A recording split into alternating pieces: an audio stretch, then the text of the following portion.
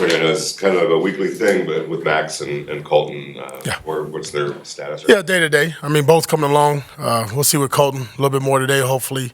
I would expect Max to be ready to roll. Is this kind of how it's going to be handled, do you think, with Max the rest of the season, just sort of managing it? Yeah, just manage him. I think, he doesn't miss many snaps. We're okay.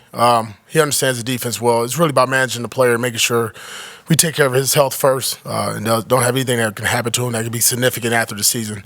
That's first and foremost, and, we'll go from there. But you feel he'll be ready to go on Sunday? Without a doubt. Without a doubt. Yes, sir. I feel good about it. AP, I was talking to Braylon Edwards this week about you, and he shared that even when you guys were players, your friends thought you were a coach. I'm curious, a head coach. Has it always been something you aspired to? Because your friends saw it. Is it something that you dreamed of? Well, when you look at a head coach, what's the first quality you look for? Leadership. I've kind of always had that, I felt. I never was a follower. Kind of went to my own beat, walked my own steps and wasn't afraid of it. Only looked at my shadow and obviously learned from my mistakes. But, I think just the way I approach myself, again, being only child, always having to defend for yourself, not always being the top pick, the number one guy, and, you find other ways to find your way through life and through sports. And for me, and having belief in myself through hard work, I felt that was something that was a strength of mine. Coach, how much will you learn about Aiden in this game with a team in Minnesota that likes to blitz as much as they do? How challenging will that be for the young quarterback? Well, I think we had a good practice run the week before with the Chiefs, right? So this will be a good one. Really good defense. We know it, right? 5, 6-man pressure, blitz coverage.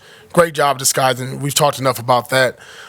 It'd be critical. I don't think it's really all on Aiden, right? The offensive line, our running backs, our tight ends, our receivers need to be dialed in to what we're doing, understand that they're going to bring +1. They've done it. It don't matter what quarterback you are, what team you are, that's what they're going to do. And we're expecting it. Hopefully we've repped it and prepped it enough that Aiden is comfortable in it. Obviously we had a bye week to talk about that as well and put a plan together that works. As a former linebacker who has been part of game plans to maybe nullify a younger quarterback or confuse a younger quarterback, do you have a kind of an appreciation or an understanding of what teams are trying to do to confuse an Aiden O'Connell? Yeah, I told him exactly what we do. If we were playing against him, I'd blitz the hell out of him and try to hit him and make him frustrated, make him look down instead of down the field. Look at the rush. And told him, man, you just got to be confident. You got to stay in the pocket. The best thing about it now, they really can't hit you, buddy. Let's be honest. They can't hit you like they want to hit you, right? Let's say that. So he's protected a little bit by the rules. So be smart in that case, and in that sense, I think that's a benefit for young quarterbacks and offenses if you really look at it that way. But understand that they are going to bring pressure. They're going to try to make him uncomfortable, throw off his back foot, make a wrong read or a false read early on, and he has to just be confident in what Bo and our coaching staff is putting in place in front of him. Going back to Max, when you have a player like that is playing through something, how do you go about balancing that as a coach between weighing the long-term risks with, obviously his desire to play? Keep working with our medical staff. And right at this point, there's nothing there. It's just something he's going to have to deal with. But if we can manage the pain and the suffering that he goes through throughout the week, because he's not going to be at 100% until after the season, that's where it's my job to protect the player from himself. And Max, if he goes out there, he's going to go 100. And I thought in the game against the Chiefs, we did a good job of managing. Right? He played close to 48, 49 snaps, I believe, down there the whole game. But anytime he did something that I didn't feel good about, we pulled him out and we tried to protect the player. But me and Max looked each other in the eye, and I said, man, you got to promise me that you're going to take care of yourself. And if there's anything that goes wrong, you look at me and we make that decision that, you're done. And he's been a pro about that.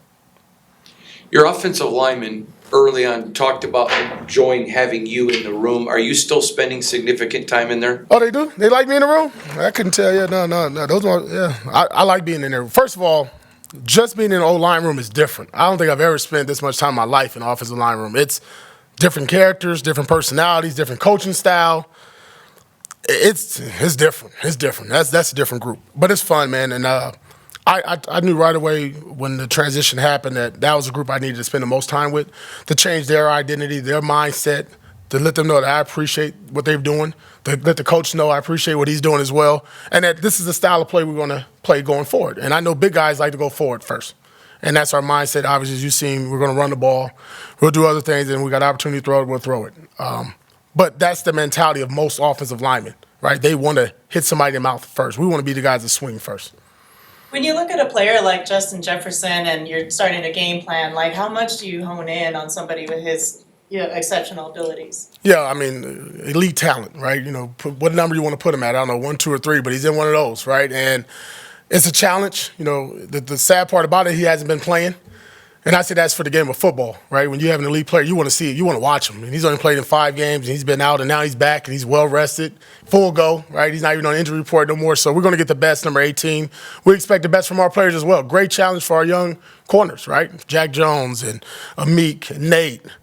It's really good for those guys. And T. Hall to really have a challenge this week and Pat Brown to put a game plan together to limit the best receivers that we're going to see this week.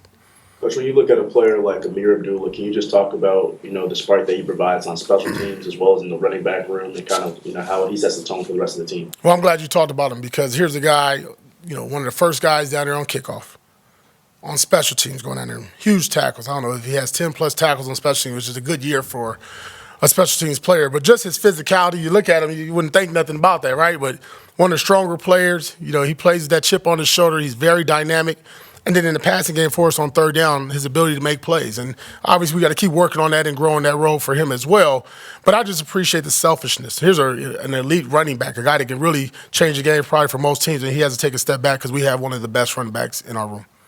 Can you say the same thing about Brandon Bolden as well? Yeah, to me, I think one thing about the league coming back into it now that most teams don't appreciate veteran presence. And to have a guy like Brandon who's in year 10, who's won, who understands what the game is like, who understands what it's like to be a pro, that's a blessing for Josh Jacobs. That's a blessing for our running back room. That's a blessing for our team and our offensive unit because the experiences that he has, the maturity, the knowledge, that resonates throughout not just our room and our building.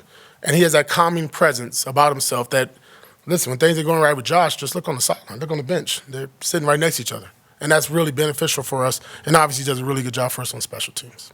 Since you've taken over, the physicality of this team has gone up considerably. Obviously, that's a reflection of you and your leadership. How happy are you with the way the guys have responded to your call for being more physical? Yeah, I asked them. I mean, again, and we talked about it a little bit earlier, it's only so much you can do with physicality, right? We can't even put pads on now, but it's a mindset, right? It's a mentality. It's a purpose of how we want it to look, how we want it to sound, that when you watch it, even if you can turn the sound off on your TV, look at it, you felt the vibration come through the screen. And to me, that's a reflection on players buying in and our coaching staff, really believing and honing in on that in individual drills and our group periods. But listen, man, when you got a defensive-minded coach, a defensive-minded or former player, what you think you're going to get? Now, I like scoring points, don't get it wrong, but I like doing it in a physical manner. That's good. All good? All right. Appreciate you guys. Thank you guys.